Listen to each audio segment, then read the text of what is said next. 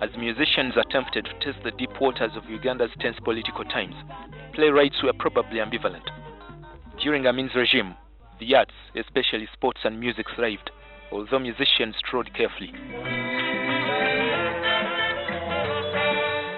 Amin had his favorite musicians, Africa Go Forward Band, now Afrigo Band, being among them. The Suicide Regiment Band was another of Amin's favorites, composed mostly of scruffy and shy singers and instrument players, as seen in past videos. The singers would pluck notes off their instruments in praise of the self-imposed life president.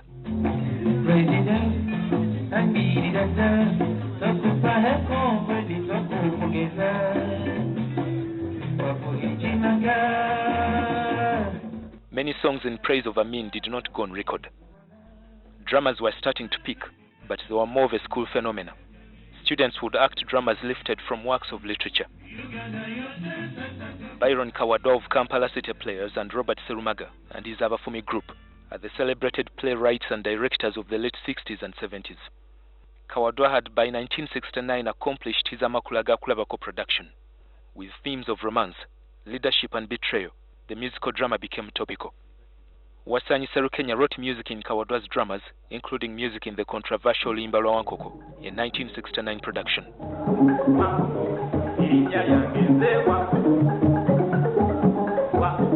Wankoko, erinnya lyange nze Wankoko. Wankoko, erinnya lyange Wankoko.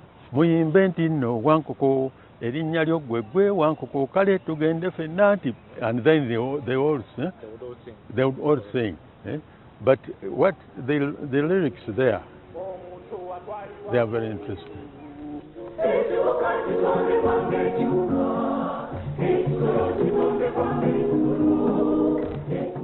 People then would think that is a political, but it's a human play. It's not a political play.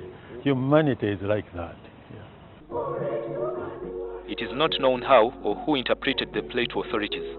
Whoever did must have concluded that it attacked Amin's political methods. In the play, Wankoko, the main character, wanted to manipulate the king and everybody else in the palace so he could rule the kingdom. This innocent theme of betrayal depicted by Kawadwa in his script and Serukenya in the music could possibly have been attached to wrong allegory and false interpretation. In 1977, Byron was murdered on his return from a Black Arts festival in Nigeria, where the play was staged for the last time. His death also marked the end of Kampala City Players, a group that had delivered admirable, powerful works. Some people, however, doubt the connection between Kawadwa's murder and his drama, Olimba Lwa Wankoko.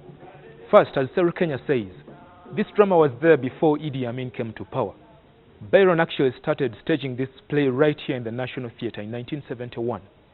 Secondly, government functionaries, including those close to Idi Amin, sanctioned this play to be staged in Uganda and Nigeria. And lastly, in Nigeria, not a single line in the play or the music was changed when it was staged there in 1977. If indeed Byron's death was connected to his drama, then that would be on record as a major brutal assault on the arts. Robert Serumaga, who died in Nairobi in 1980 under unclear circumstances, was a notable playwright, actor, and director. One of the founders of the National Theatre in 1959, Serumaga is remembered for dramas that evolved around socio-political themes. Amairikiti is one of them. The 1974 drama was seen by Idi Amin himself. Majangu and the Elephants are some of his other plays. Serumaga was an arts person who would later detest Amin's political methods.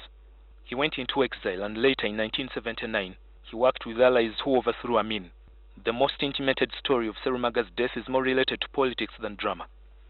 Amairikiti, the last production of his, was staged here at the conference center during the, I think, OAU conference. But I don't think that one also brought him problems. But later on, it was rumored that one of the plays was political, and so he was labeled to be not a good person within between him and the government. The late 70s were curtain times for playwrights like Alex Mukulu.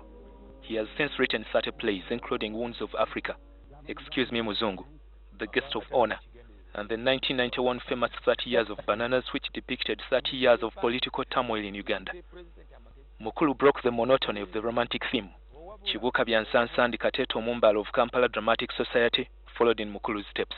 Love, comedy, nothing serious. Nothing serious. You could not risk.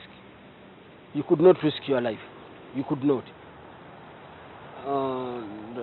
Alex Mukulu, as I said, would come in with a play, putting in a line here or there. Katete dared authorities in 1980 with a hard-hitting play, Kateto Mumpembe, which later invited death threats and subsequently exile. Playwrights and actors did not, however, get deterred by the deadly political fangs that could strike anyone at any moment. In 1982, Obote had just returned to power. Chambogo College lecturer Cliff Lubwapichong dared government with the play The Minister's Wife. Benon Chibuka, then a young actor, was part of the cast. You would say a line and you would fear.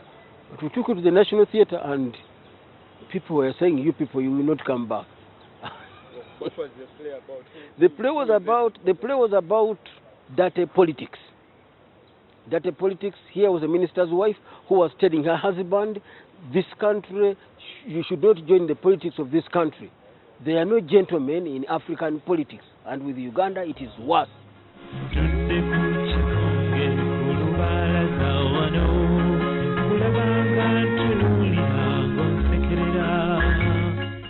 Those were the nascent days of Jimmy Katumba and Viebons. Their musical dramas like Days of Gun Rule and Bring Back My Freedom were doing well at the box office.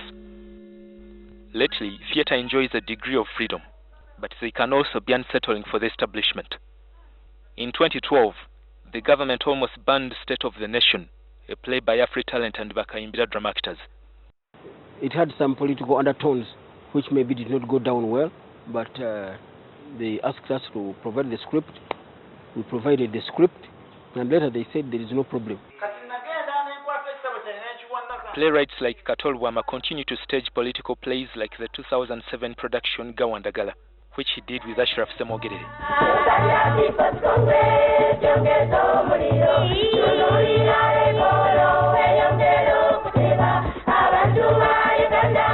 In the next part of this series on the arts as a means of political expression, we will look at how music became part of political parties and what the current trend of musicians working for politicians means for the industry. Frank Walusimbi, NTV.